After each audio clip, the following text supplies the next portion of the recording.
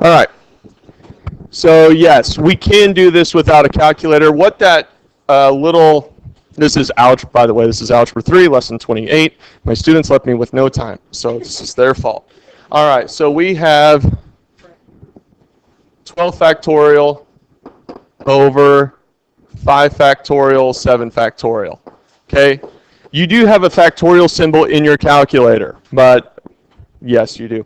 But first off, so that you understand what factorial actually does, is it does this. So if we have 12 factorial, that's 12 times 11 times 10 times 9 times 8 times 7 times 6 times 5 times 4 times 3 times 2 times 1. In this case, we have, 5 times 4 times 3 times 2 times 1 times 7 times 6 times 5 times 4 times 3 times 2 times 1. So the first thing that, if we're looking at it this way, is we want to look at what cancels out. Obviously, from 7 on down cancels, right? Now we want to look at things that multiply on the denominator side that equal things that are in the numerator that would cancel out. 8.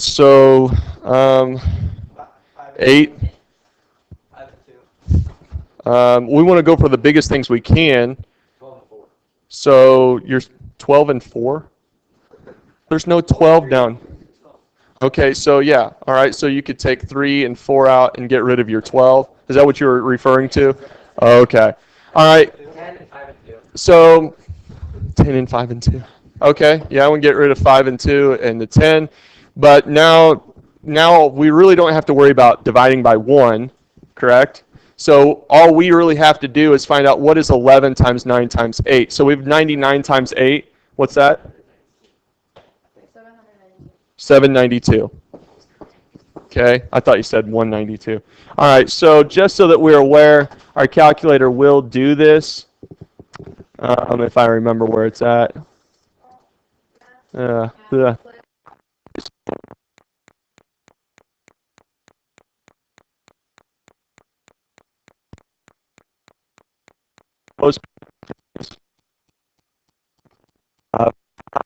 Math, several steps to get 7 math. Okay, and it should get me my 792. Do we understand how this is done? Okay, so I don't need to do number 2 then, right? Okay. So question number 3. But I'm not going to skip this lesson. All right, number 3. What? Oh my. Okay, number 3. Shh. These are distance, rate, and time questions. A jet traveled at b meters per second for c meters and was 8 seconds late for a rendezvous. How fast should the jet have traveled in order to make the rendezvous? So what we're going to do with these every single time is we're going to write distance, rate, and time. Dirt. Distance equals rate times time. Rate equals distance over time, and time equals distance over rate. Okay? Having that information whenever I start these questions is really helpful towards getting them set up right.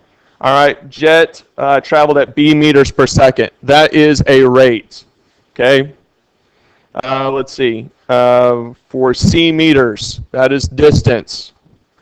And was 8 seconds late. So my time is distance over rate, correct?